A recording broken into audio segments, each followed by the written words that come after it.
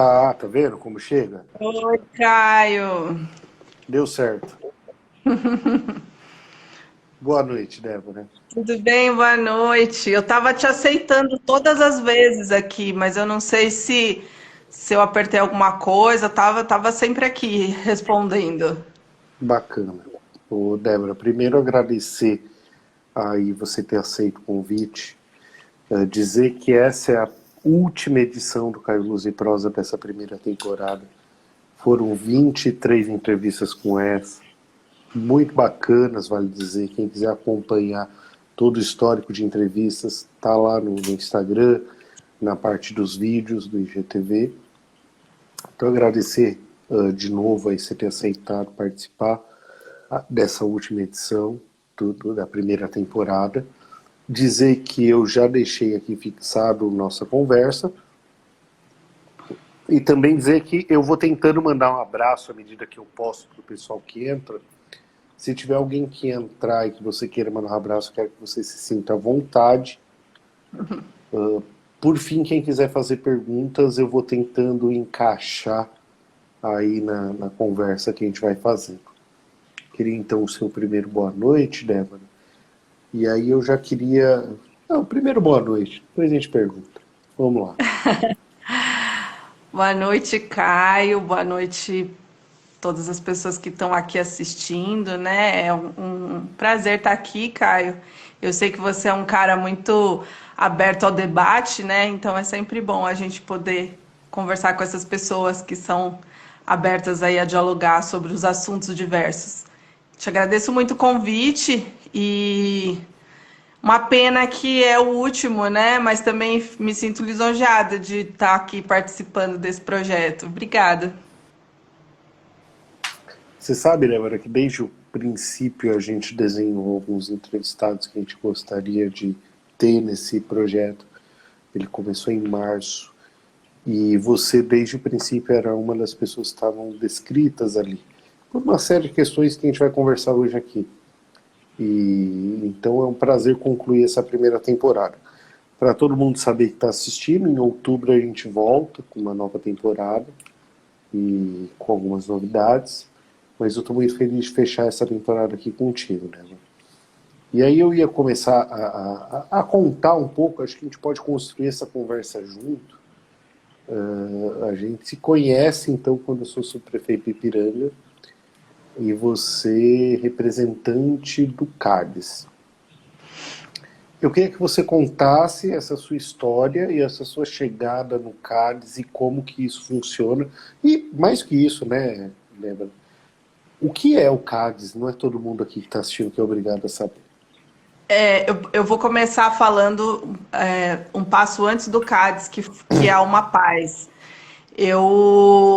Quando eu tive minha bebê, eu tenho uma bebê de 2 anos e meio, e eu engravidei em 2018, ela nasceu em 2019. Então eu sempre imaginava o quanto seria difícil o puerpério, a maternidade, né? E o quanto o mundo se torna mais difícil para nós mulheres, da gente sociabilizar, da gente trabalhar, da gente viver tudo isso depois que você tem um filho, né? E quando a Olivia nasceu, embora eu tive uma gestação muito boa, e um parto, e um pós-parto, enfim, dividi tudo isso com meu companheiro e tudo, ainda assim, com todas as condições, é bem difícil para a mulher, né? E eu, por ser uma pessoa muito ativa, foi muito difícil estar naquele momento de isolamento, não tinha nada a ver com a pandemia, mas estar ali o tempo todo com a criança e amamentando e tudo, e eu precisava viver outras coisas, mas ao mesmo tempo também não queria deixar de estar com ela, né? Então, ela muito pequenininha, eu fui fazer o curso da Uma Paz, que era um curso para articuladores socioambientais, pessoas que tinham interesse em atuar com a comunidade e tal.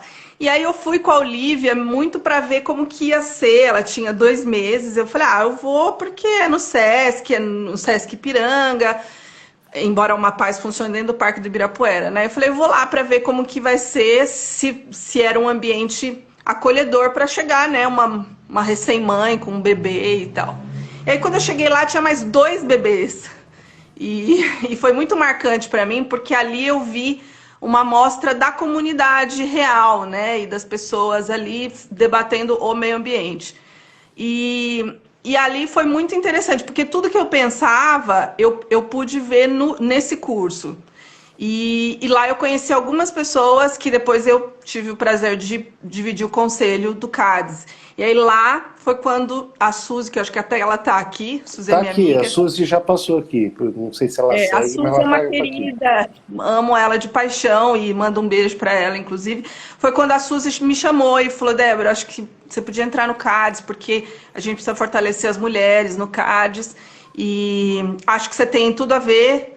E aí tem outros arquitetos também no CADES, né? Eu sou arquiteta de formação, mas não precisa ser arquiteto para estar no CADES, embora os arquitetos se interessem por isso, porque como a gente fala de cidade, de território, de urbanismo, e também hoje essa pauta da sustentabilidade do meio ambiente é muito presente, isso tem tudo a ver com a gente que quer qualidade de vida.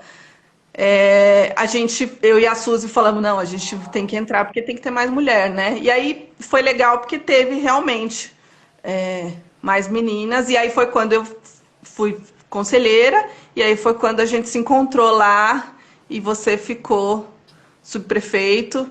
E aí eu sempre falo para você, né, Caio, que eu nunca vou te perdoar por você ter mudado de subprefeitura e saiu do Ipiranga e foi para Vila Prudente, né?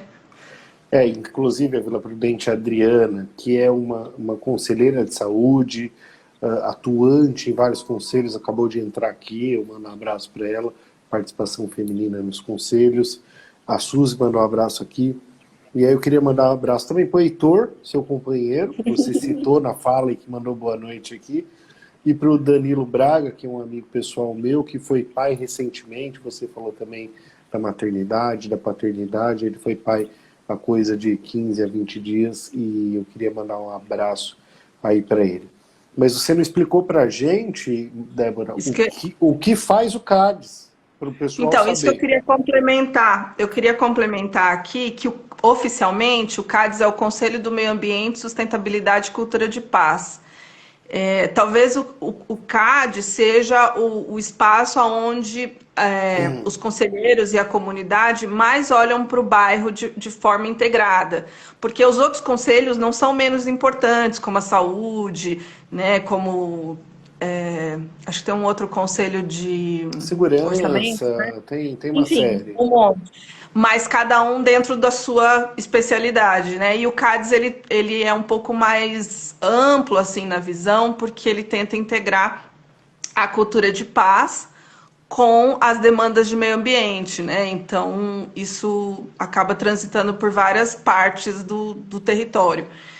Então, o CADES, oficialmente, ele é isso, né? Mas a maioria dos conselheiros são muito engajados nessa questão da reciclagem, da questão do reuso, também pensam muito nos problemas de enchente, que o Ipiranga tem muito, que daí é uma questão específica do Ipiranga.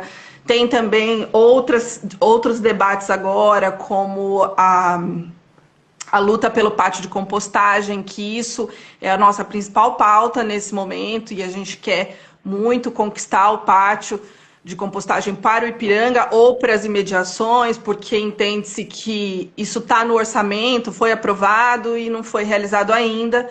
Então a gente está realmente muito esperançoso que isso aconteça.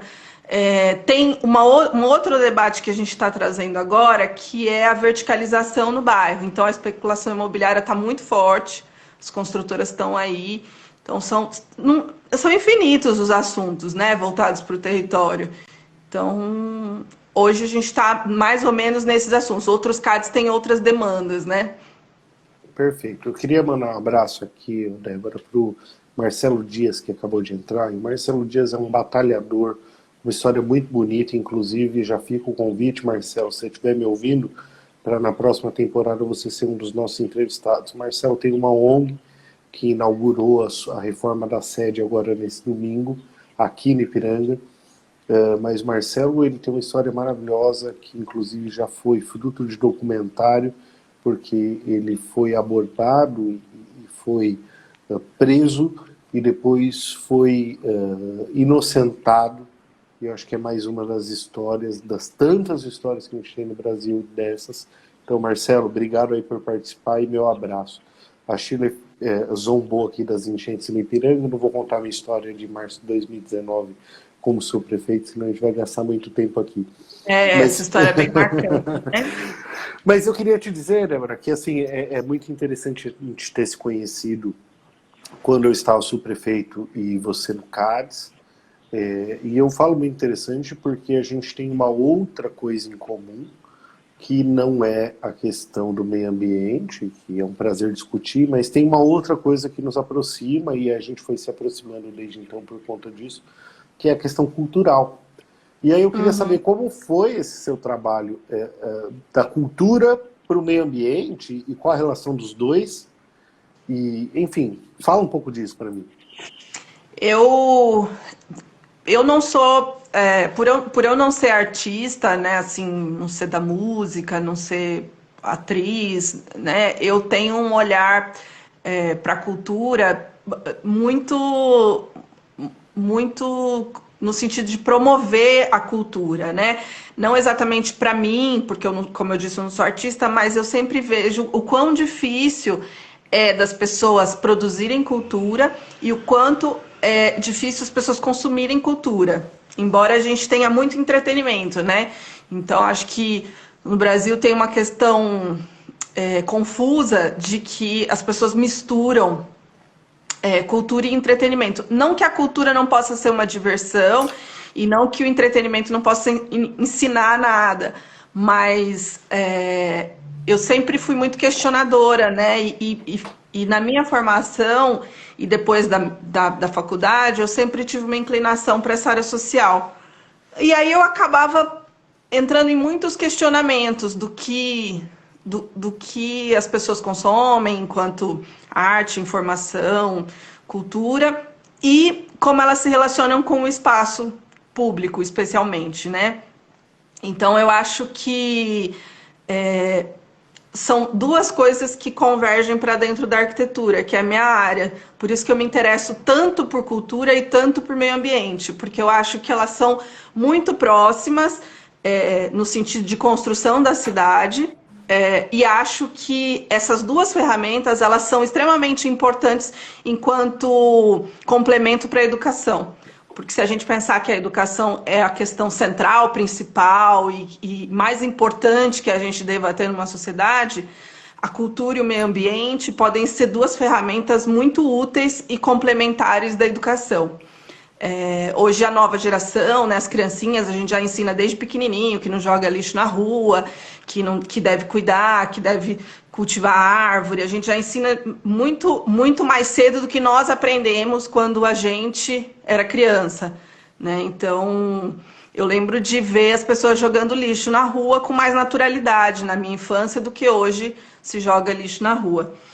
Então, esses dois assuntos, eles se cruzaram na minha vida muito porque na arquitetura eu consigo transitar pelos dois, tanto pela cultura e pela questão do meio ambiente. Agora, eu não sou uma conhecedora de plantios como o Lucas, eu vi que ele entrou aqui agora.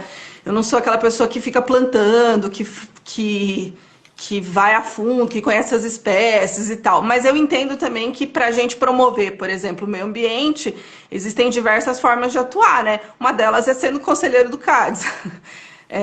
E na cultura a mesma coisa, né? Então eu conheço os conselheiros de cultura, tive uma atuação muito assim pontual com o Diego para a gente restaurar a Casa de Cultura, reformar, e a gente conseguiu reformar, então foi muito legal, porque trouxe uma renovação. Enfim, depois a gente levou o pessoal lá para fazer plantio. Então, a gente acaba cruzando as duas coisas em muitos momentos, né? Eu acho que elas transitam muito dentro da arquitetura. Bacana. A gente vai falar de arquitetura ainda, mas eu queria fazer uma pergunta antes. Só vou mandar um abraço para o Bana, que é o secretário adjunto de esporte do município, que está nos assistindo. O Rafael Leite, amigo querido da subprefeitura Lapa, está nos assistindo. O Jader, da agência Squad Media, está nos assistindo. O Lucas, querido amigo também, que eu tive o prazer de conhecer e dialogar muito enquanto tive subprefeito aqui no Ipiranga, e eu vi também ele mandando um abraço aqui pra gente. Eu queria que você comentasse um pouco, Débora, apesar de não ser da área como uma artista, como você bem disse, mas uma gestora de alguma forma, que a gente também vai falar disso da Casal lá na frente, mas dos estereótipos de cultura. E quando eu falo estereótipo, eu vou te provocar, porque assim, eu sou um batalhador de achar que as pessoas precisam parar de achar que elas sabem o que é cultura. Afinal, cultura é tudo. E eu sempre brigo porque eu acho que o grande desafio nosso é democratizar o acesso à cultura. Sim, com certeza. E aí a cultura a pessoa escolhe, ou na verdade a cultura a pessoa vive a dela. E todas elas são cultura. Eu queria que você comentasse um pouco isso, dizer o que é cultura, o que não é, a definição e por aí vai. Acho que a cultura, ela é um conceito que envolve todo esse conhecimento que a gente adquire de forma experimental,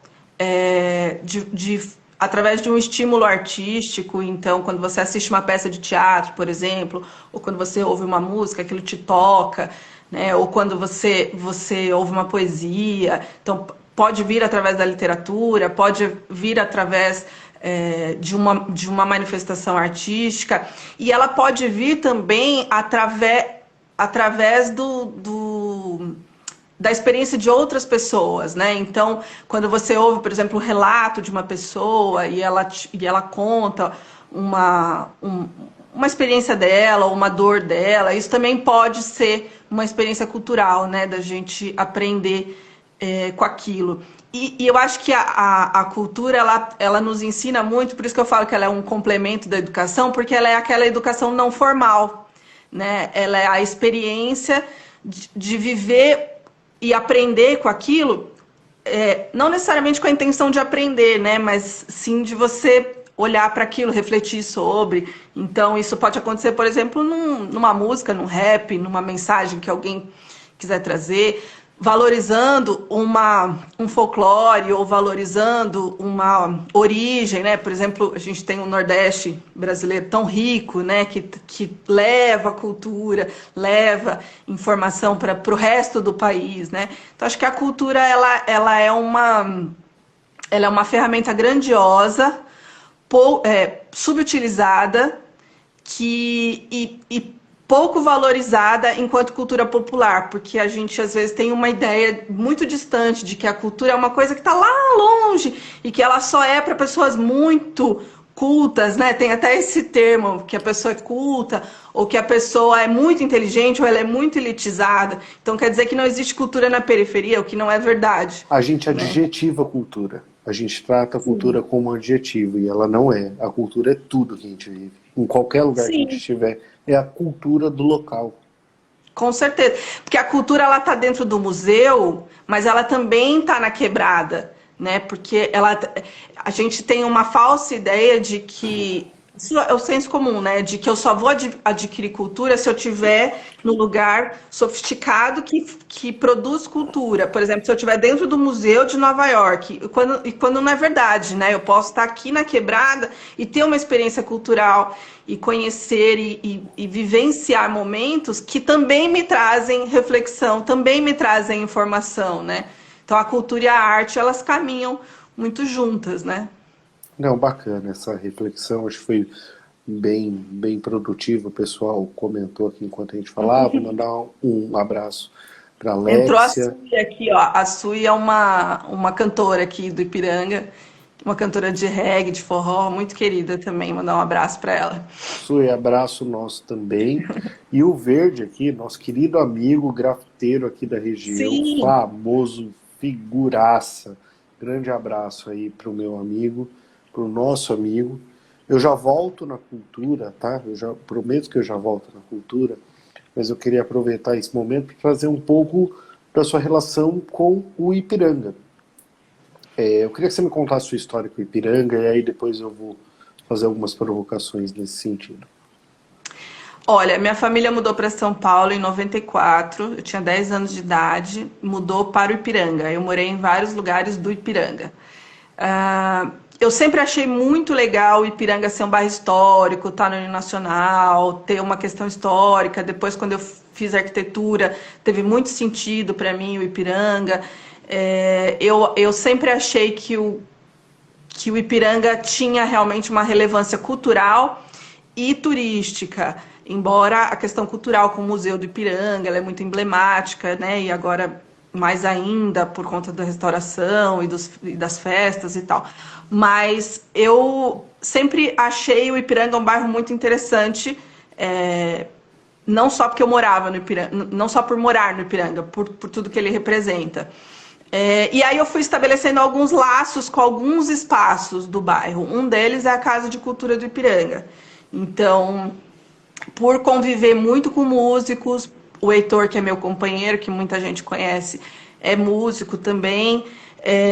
Existiu a Unesp de Música no Ipiranga, né? Bem antes da Casa O existir, o Heitor teve um bar na Avenida do Cursino, e esse bar era muito frequentado por uma galera da música e virou meio que um espaço onde as pessoas se reuniam para tocar, para cantar, enfim. Tinha várias manifestações artísticas lá e, de alguma forma, eu ia transitando um pouco nesse mundo das pessoas que estavam produzindo cultura no Ipiranga.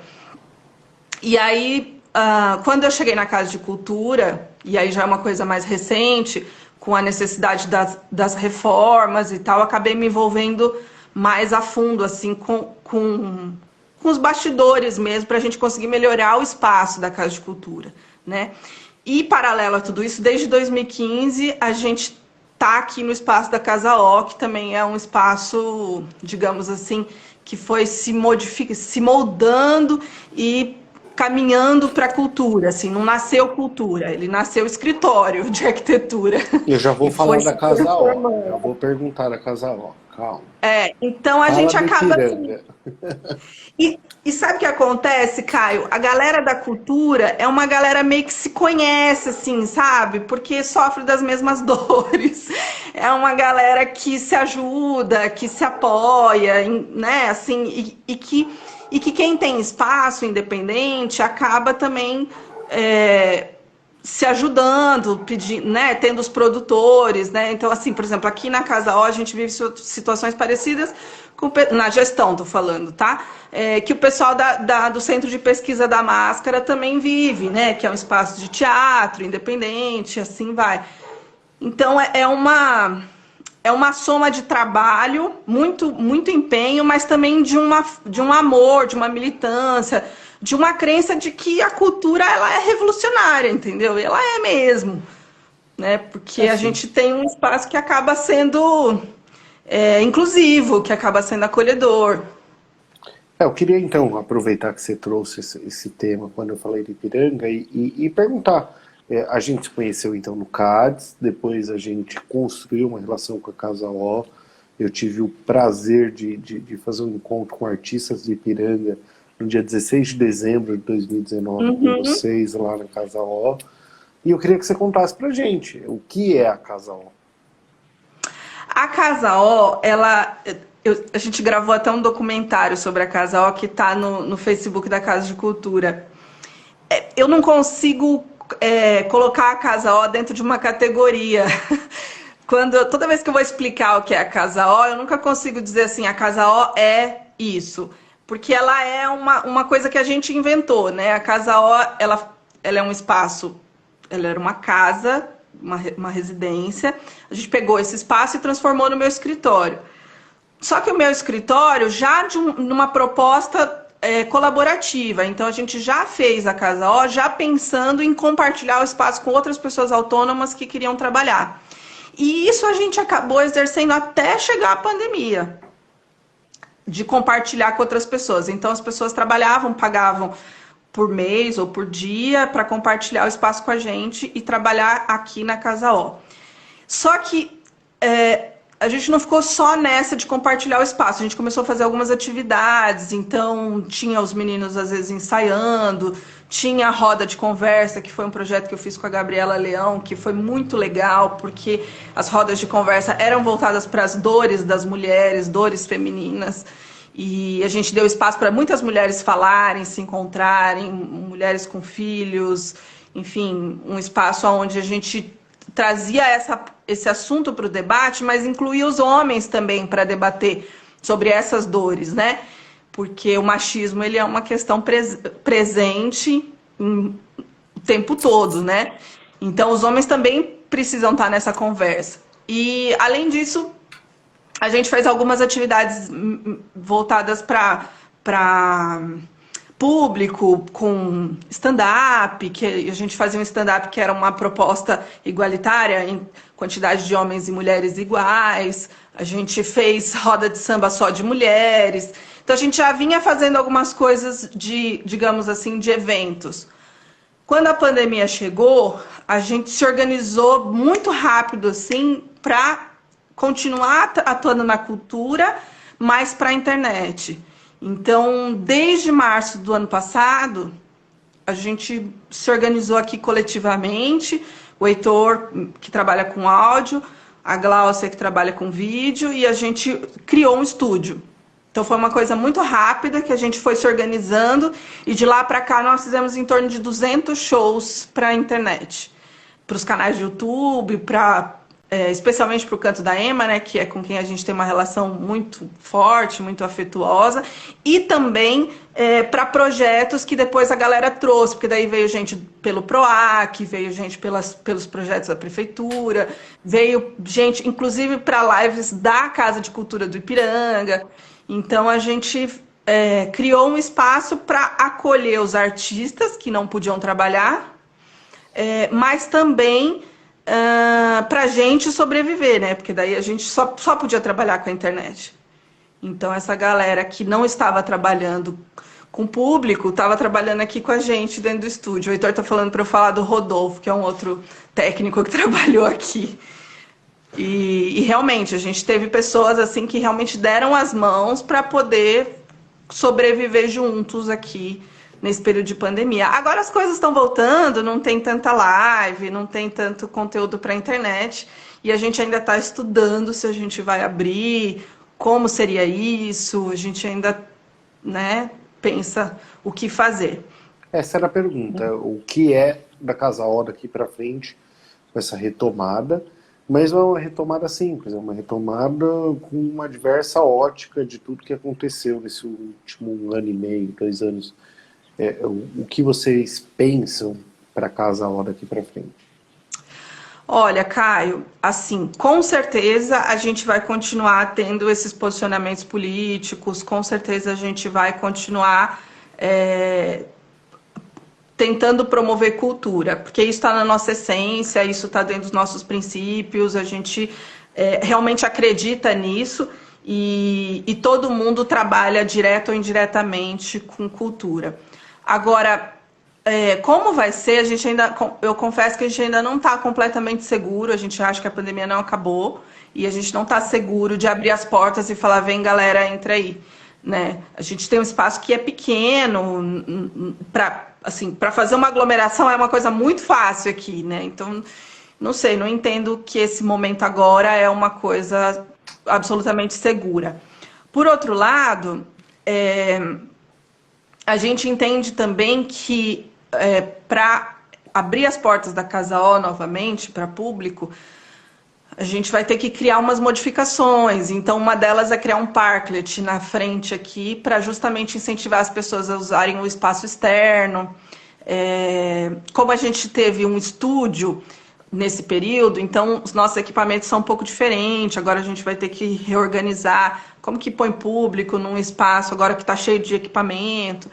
Então, para ser bem sincera, a gente não tem uma resposta pronta do que nós vamos fazer. Nós estamos numa fase de discussão. Talvez para o ano que vem a gente reabra, porque todo mundo acaba trabalhando aqui e fora daqui. Então, ninguém depende exclusivamente da Casa O que dá uma certa flexibilidade da gente poder esperar, né? Porque se fosse pensar, na Casa O exclusivamente, financeiramente não compensa, porque a gente não tem essa entrada de grana para manter a Casa O fechada. Mas nós somos um coletivo e todo mundo trabalha com outras coisas, então a gente consegue ir segurando, assim, né? Mas já era um perrengue antes da pandemia, trabalhar com cultura, agora é um outro tipo de perrengue. Mas talvez seja um momento de retomada que vai ser importante para a cultura. Eu enxergo assim e acho que a gente vai ter que pensar, Sim. porque há uma janela aberta para isso. Agora eu ia falar o seguinte, Débora, a gente falou de cultura, a gente falou de Casa O, a gente falou de meio ambiente, de Ipiranga. Mas eu queria entender onde tudo isso e em que momento entrou e por que entrou a arquitetura. Então você é arquiteta formada, trabalha com isso, mas aonde chega a arquitetura na sua vida, antes da cultura depois, antes do meio ambiente depois, como que se dá a arquitetura nessa história toda? Eu sempre gostei muito dessa área social, muito, muito, muito. Sempre tive desde muito pequena, assim, sempre tive muito interesse em discutir esses assuntos que fossem voltados para a sociedade. Feminismo é uma palavra que está muito alto agora, né? Mas eu já tinha uma inclinação sem conhecer esse termo. E aí eu às vezes fico achando que eu devia ter feito ciências sociais, mas eu sou bem feliz com a arquitetura.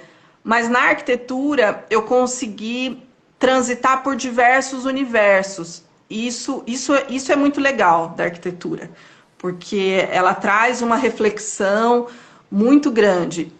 Na verdade, quem falou para mim fazer arquitetura foi minha mãe. Minha mãe que falava para mim, faz arquitetura, que acho que tem tudo a ver com você.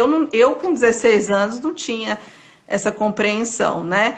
Mas nos Mas minha mãe, exigem muito cedo tomar essa decisão, né? A gente não muito. Mas tem a compreensão. minha mãe psicóloga, né, ela já tinha feito essa leitura, né? E aí eu fiquei meio resistente e tal, e depois fui fazer arquitetura. Realmente me encontrei na profissão. Ainda não descarto a possibilidade de fazer ciências sociais, mas eu acho que a arquitetura ela é muito, muito profunda, embora a profissão seja muito romantizada. As pessoas acham que o arquiteto é um decorador, que eu não tenho problema nenhum com decoradores, ou acha que é uma profissão puramente estética, e não é isso, né? O arquiteto, ele pensa da colher à cidade, então é um universo super amplo, né? E, paralelo a isso, na minha geração já vinha um debate forte sobre sustentabilidade. E aí eu já até faço um complemento aqui, que o setor da construção civil, ele é dos mais poluidores.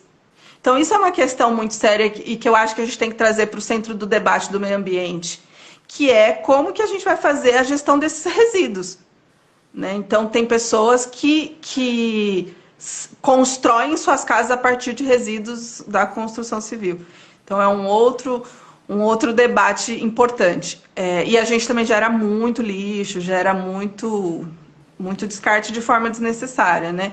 Então acho que a arquitetura ela transita por tudo isso, né? Ela transita na cidade, ela transita pelo espaço público, pela cidade, pelo território, pelo urbanismo, depois ela transita pela construção civil, pelo meio ambiente, pela sustentabilidade. É um universo muito amplo mesmo. Não, bacana a sua escolha e, enfim. O Erlan havia perguntado, vou tentar fazer aqui a pergunta que ele fez. Na sua opinião, quais são os elementos que constroem uma cultura forte de um povo? Pergunta difícil. Olha, né? Difícil, né? Porque eu acho que os povos, eles são muito agredidos, assim, do ponto de vista antropológico, né? Eles são muito agredidos e vão perdendo a sua essência, né? Se vê pelos povos originários aí, que são as comunidades indígenas. Mas eu acho que a gente precisa primeiro ter orgulho da própria cultura, né? Valorizar as tradições. Claro que olhar para o futuro, sim, olhar para as tecnologias, mas não perder as essências, né? Não perder as raízes. Então, acho que eu sempre falo que a gente nunca pode esquecer de onde a gente veio, né? Da sua origem, das suas gerações anteriores, né? Porque acho que esse vínculo, quando ele ainda é mantido, faz sempre a gente refletir, né? E manter os valores culturais. Acho que Raízes, né? sim, sim. Não sei se eu respondi a pergunta dele, né? Mas acho que eu vejo que não se orgulham tanto, assim. E muita gente tem tanto, né? Tem culturas tão ricas e acabam não valorizando tanto isso. Ou não conseguindo Ba- valorizar, né? Por mil razões. Bacana, Débora. Eu vou mandar um abraço para o Luiz, o amigo querido de Ourinhos, de Marília, de São Paulo, de Londrina. É um cara que está sempre em todo lugar. O professor Cláudio também, a Geórgia. Grande abraço.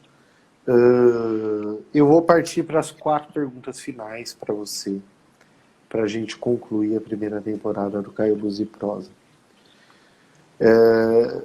A gente falou de Ipiranga, Débora. Então me diga uma coisa, se você pudesse declarar uma independência nesse 7 de setembro que ainda não foi declarada, qual seria?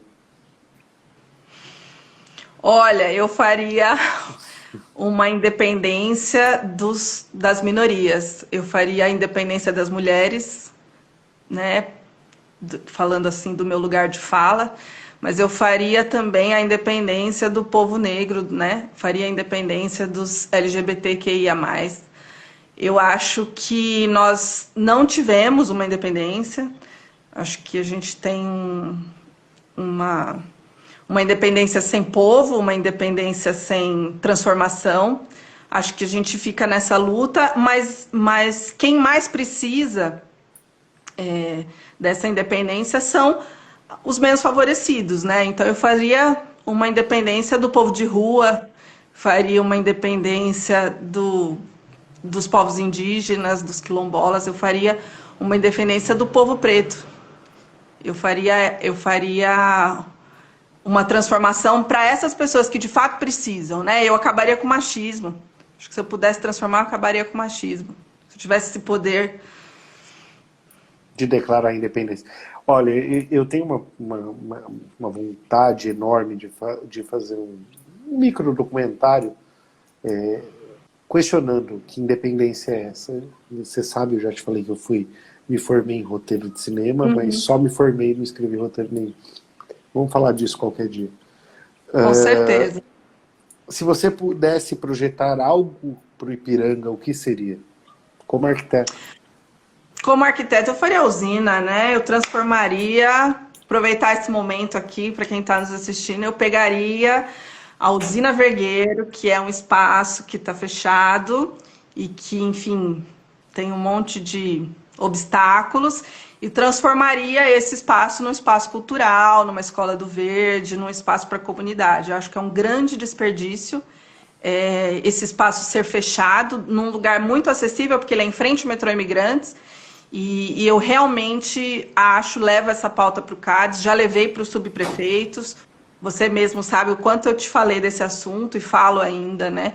Acho que é uma tristeza a gente ter um espaço tão bem localizado, tão importante, tão significativo e fechado, né? Acho que mesmo tendo aquele ponto de transbordo ali, de lixo, acho que isso não é um obstáculo para outra parte da usina ser transformado num espaço cultural, numa escola do verde, ou nas duas coisas juntas, enfim. Ideias, nós, o pessoal do CADES, temos muitas para o que fazer ali. O que a gente não teve ainda foi o acesso ao local, né, para poder levantar verba para poder transformar aquilo. Isso seria um projeto, digamos, um projeto arquitetônico, né, que eu faria.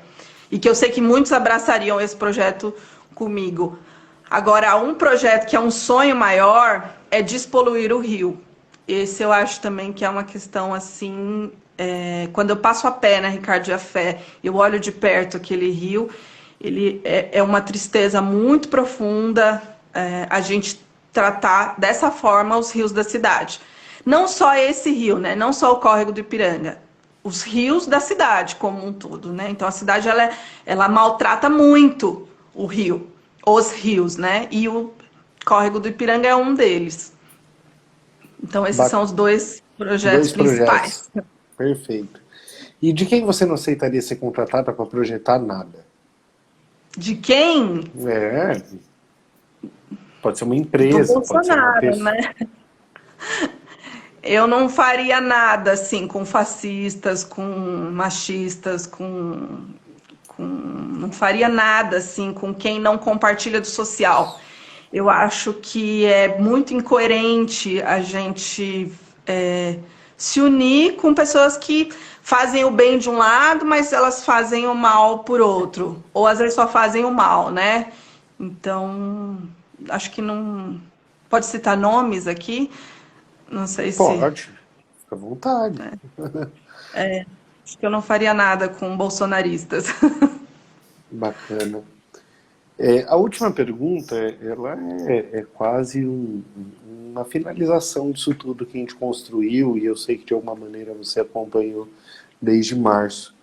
Eu queria que você deixasse um recado para todos os nossos espectadores do Kairos e Prosa, que nos acompanharam por 23 episódios, e que tenho o prazer de tê-la hoje como a última entrevistada dessa temporada, que volta em outubro, com novidades.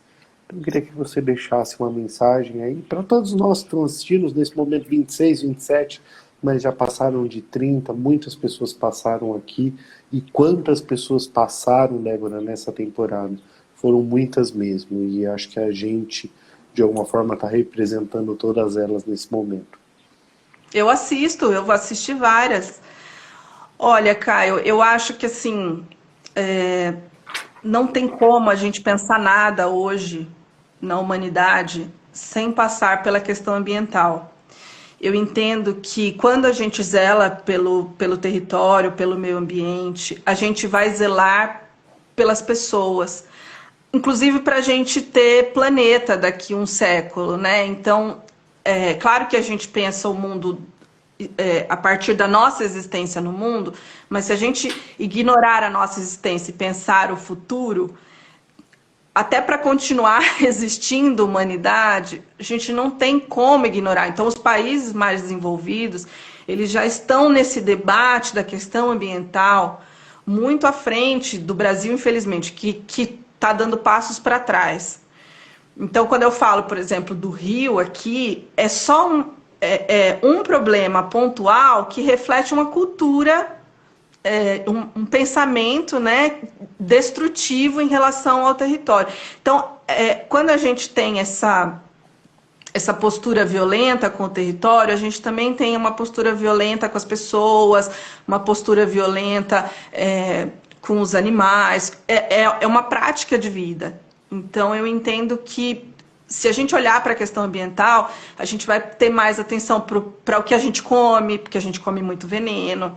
A gente vai ter uma atenção para o que as crianças vão comer, o que elas vão ter para um futuro próximo, o que a gente está ensinando para essa nova geração. Então, eu não vejo nós evoluirmos enquanto sociedade sem passar pela questão ambiental primeiro, porque ela permeia tudo, né? Se a gente não tiver uma qualidade de ar, a gente não tem condição de viver. A pandemia está aí, né, para mostrar os problemas ambientais, o quanto a gente não dá conta realmente de viver numa humanidade que produz e consome, consome, consome, produz e consome, e muitas vezes produz mais do que consome, e ao mesmo tempo um planeta que passa fome. Quer dizer, são muitas contradições. Então eu não entendo uma sociedade avançar sem passar por essa pauta. Eu acho que essa é a nossa principal questão para poder desenvolver todas as outras. Não, muito bacana, Débora. A discussão, acho que ela mereceria mais uma hora de fala. A gente podia entrar em questões conceituais, eu tenho certeza que nossos telespectadores adorariam. Mas eu quero te agradecer ter aceitado esse convite, mais uma vez. Agradecer essa discussão de alto nível que você propôs aqui nessa noite. E agradecer de novo cada um dos que estão assistindo a gente agora, cada um dos que nos assistiram nesses 20 e tantos episódios, e não foram poucas pessoas. Por aqui passaram pessoas que representaram diversos assuntos muito distintos, e eu acho que isso foi o mais legal. Foi um experimento que a gente decidiu fazer em março, e que hoje, final de agosto, eu posso dizer que deu muito certo. E que se a gente está parando, Débora, para chegar na segunda temporada, é que a gente precisa de um tempo para promover novidades nesse modelo que deu muito certo. Então, repito o Bom, agradecimento aí por estar conosco essa noite, ia pedir seu boa noite para todo mundo, e o meu boa noite está dado. Obrigado a todo mundo que nos acompanha. Em outubro a gente está junto de novo. eu que agradeço.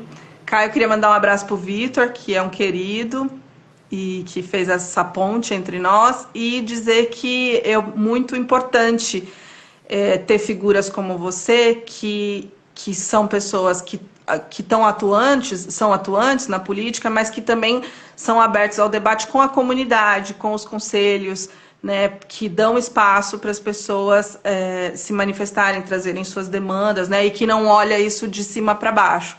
Acho que a gente precisa realmente estabelecer mais pontes mesmo.